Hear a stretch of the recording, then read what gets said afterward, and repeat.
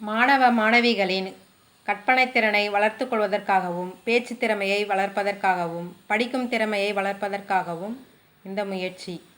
எந்த மொழியை கற்றாலும் எத்தனை மொழிகளை கற்றாலும் அதில் எல்லா மாணவர்களுக்கும் எல்லா மாணவிகளுக்கும் அனைவருக்கும் படித்தல், பேசுதல், எழுதுதல் இந்த மூன்றுமே முக்கியம். சீரு கடித்து விடாதே. ஒரு கிராமத்தில் வசித்த 17 வயது இளைஞன் மகா கெட்டவன். வயதுக்கு மீறிய பேச்சு நடத்தை. அவனை பார்த்தால் இளம்பெண்கள் நடுங்கி ஓடுவார்கள். பெரியவர்கள் பாராமுகமாய் செல்வார்கள். இருந்தாலும் அவர்களை விரட்டிச் சென்று துன்புறுத்துவான். ஒரு முறை ஒரு முனிவர் அவ்வூருக்கு வந்தார். இளைஞன் வசித்த தெருவுக்குள் சென்றார். ஊர் மக்கள் அவரை மறித்து, சுவாமி, அங்கே போகாதீர்கள், அங்கே ஒரு துஷ்டன் வசிக்கிறான். அவனை கண்டு பயந்து அந்த தெருவையே காலி செய்துவிட்டு வேறு தெருக்களில் நாங்கள் குடியிருக்கிறோம். நீங்கள் அவ்வழியே சென்றால் அவன் உங்களை துன்புறுத்துவான் என்று எச்சரித்தனர்.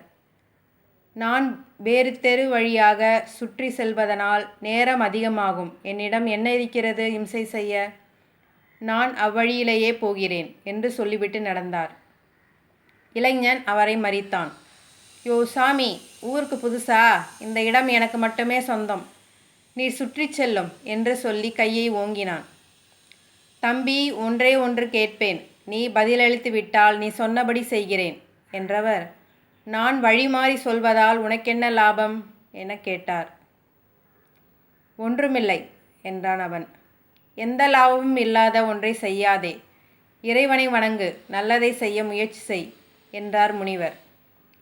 இளைஞன் மனதில் எப்படியோ இந்த வார்த்தைகள் ஆழமாக பதிய அன்று முதல் அவனும் சாந்தமாகிவிட்டான்.